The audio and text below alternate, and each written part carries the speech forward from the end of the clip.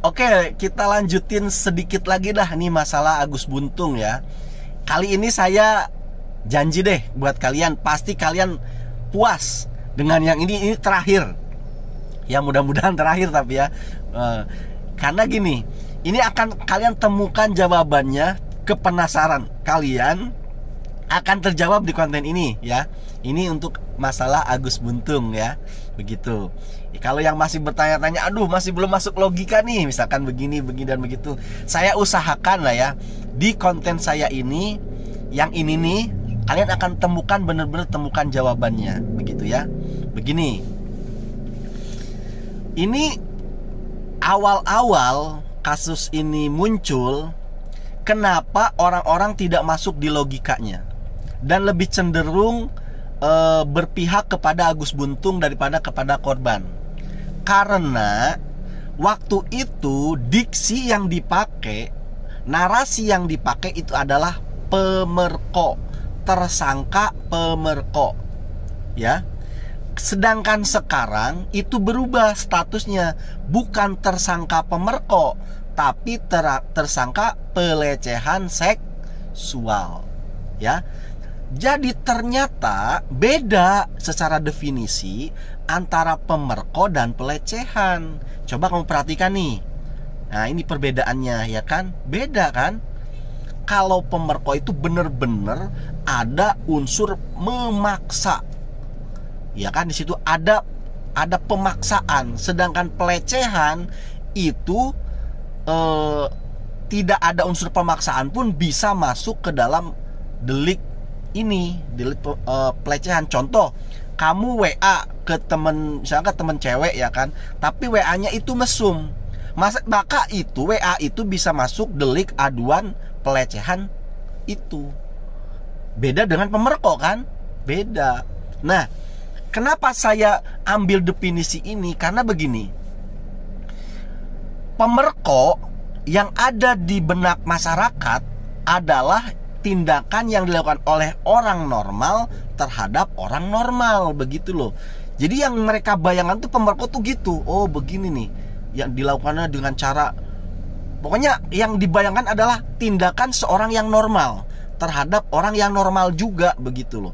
Makanya ketika itu dilakukan oleh orang disabilitas kayak Agus Buntung, nah ini menjadi tidak masuk di logika, begitu loh.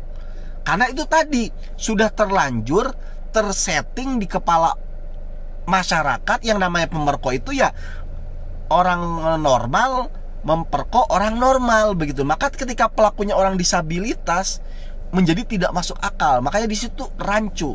Di awal-awal kasus ini bergulir, orang-orang masih membelain Agus Buntung tuh. Namun makin kesini, makin terkuak, tambah lagi korbannya, barulah orang-orang mulai memecah itu cara berpikirnya. Apa jangan-jangan si Agus Buntung juga salah? Begitu. Nah, mulailah sekarang terbagi menjadi dua. Ada yang tetap pro terhadap Agus Buntung, ada yang pro terhadap korban, begitu. Nah, pada kesempatan kali ini saya akan menyampaikan satu alasan ataupun kronologis. Ini menurut saya paling logis ya kan, logis banget. Namun ini saya umpamakan seperti podcast lah ya, karena saya tidak punya studio untuk podcast. Jadi kalian bayangkan ini adalah podcast. Jadi begini, tadi malam saya bertanya dengan teman saya gitu loh ya kan. Dan kebetulan teman saya itu ya mantan lah ya, pernah nakal begitu loh. Kemudian saya tanya begini, bro, menurut kamu ini orang seperti ini nih, tunadaksa tanpa lengan, bisa nggak ngelakuin hal seperti itu, dituduhkan tersangka pelecehan ini, katanya. Dia langsung bisa jawab, oh bisa. Terus gimana caranya? Kata saya kepada teman saya. Teman saya bilang itu pakai aplikasi hijau, katanya. Maksudnya gimana? Ya, kata teman saya nih, bukan kata saya. Bro, itu open BO, katanya begitu. Nah, terus saya coba jelasin lebih dalam deh, bagaimana sih maksud open BO. Begini, si pelaku open BO kepada korban, begitu loh. Nah, makanya di dalam keterangan itu, menurut keterangan siapa? pemilik homestay, si pelaku ini dalam seminggu bisa sampai 5 kali sampai dengan 7 kali gonta-ganti wanita, katanya begitu. Teka-teki kasus Agus 21 tahun, pria disabilitas di Lombok, Nusa Tenggara Barat yang diduga mencabuli mahasiswi mulai terkuak. Pemilik homestay di Mataram yang menjadi lokasi Agus diduga mencabuli mahasiswi mengungkapkan bahwa Agus adalah langganan di homestay tersebut. Pemilik homestay, Sinta, mengaku Agus dalam sebulan terakhir intens membawa wanita yang berbeda-beda. Bahkan, dalam satu hari bisa sampai 2 hingga 3 wanita yang dibawa oleh Agus.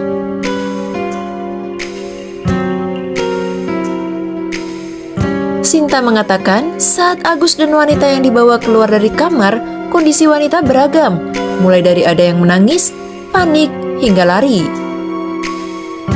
Sinta menegaskan, Agus sering mampir bersama wanita di homestay pada siang atau sore hari.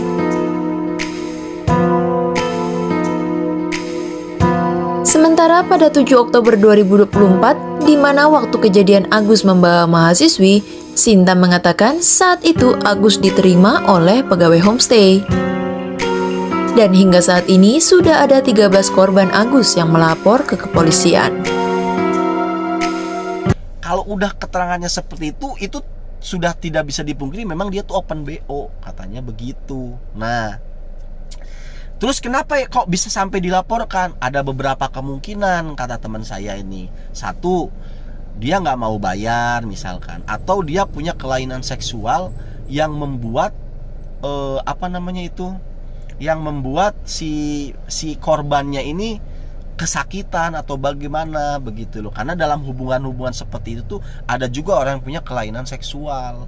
Maka dari situlah dilaporkan begitu loh. Dan kenapa korbannya yang melaporkan itu semakin lama semakin bertambah? Karena memang biasanya, ini kata teman saya bukan kata saya, karena memang biasanya orang-orang yang melakukan itu satu circle begitu loh. Makanya korbannya ada yang mahasiswi, ada yang begini, ada yang begini begitu. Karena mereka itu sebenarnya satu circle gitu. Ya ibaratnya masih termasuk pada kenal begitu loh. Nah, pasiennya itulah ya si pelakunya ini begitu.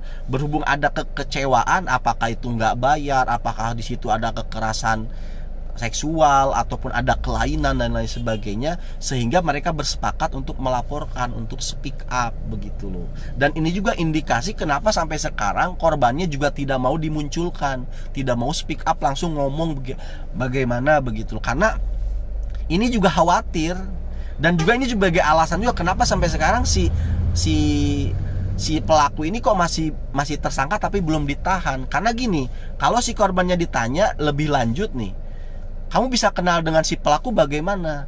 Terus ditelusuri kan, oh saya lewat aplikasi hijau misalkan begitu. Kemudian si pelakunya juga ngebuka misalkan, iya saya kenal dia lewat aplikasi hijau. Justru ini akan merugikan korbannya kan kalau begitu. Kalau misalkan sekarang kan masih mengelak nih si pelakunya, ya kan, masih mengelak aja tuh. Tapi lama kelamaan mungkin karena dia terdesak, akhirnya dia ngaku juga, oh iya saya lewat aplikasi hijau, saya open BO misalkan begitu. Nah, kan menjadi malu juga itu si korbannya. Oh jadi kamu punya profesi itu, kan begitu. Nah ini nih. Nah kalau yang misalkan alasan yang apa itu namanya mistik itu bisa menyembuhkan dengan cara mandi, kalau menurut saya sih itu agak sulit lah ya. Karena kan lagi-lagi ya memang sih masuk akal juga, cuma kan gimana ya, lebih logis ini sih kalau menurut saya, yang menurut teman saya bilang itu.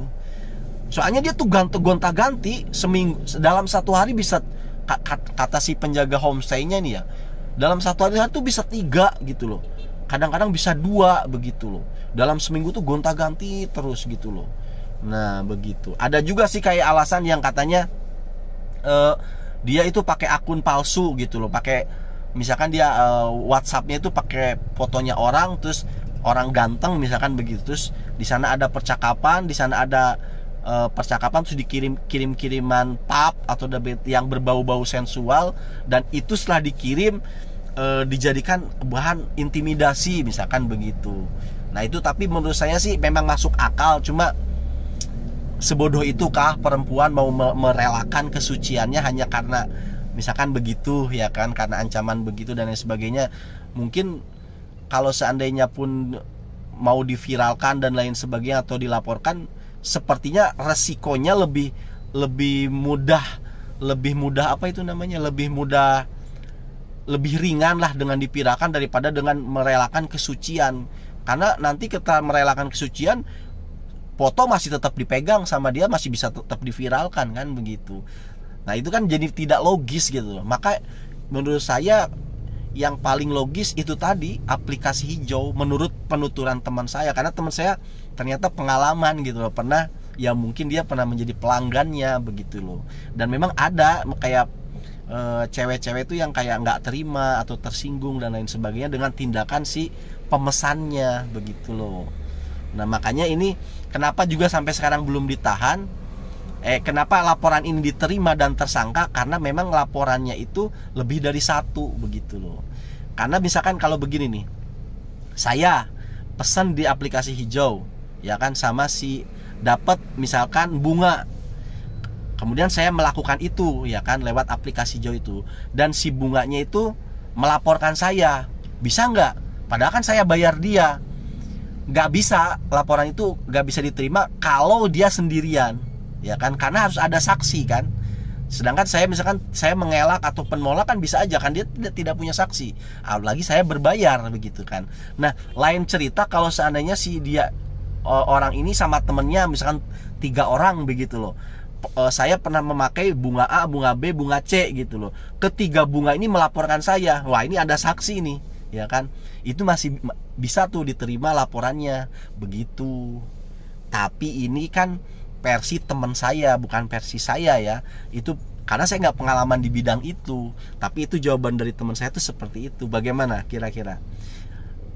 Saya harap sih sudah masuk ya, sudah terjawab begitu loh. Intinya sih suka sama suka, bukan ada pemerko, tidak bisa. Kalau pemerko itu agak sulit, orang yang orang yang tunadaksa tanpa lengan. Kalau ada paksaan di situ lah ya, gampang banget gitu loh ngebrontaknya. Tapi kalau suka sama suka tapi ada motif apa, baru masuk akal. Bagaimana? Mudah-mudahan puas. Kalau nggak puas, kita cari lagi jawabannya untuk konten berikutnya. Terima kasih.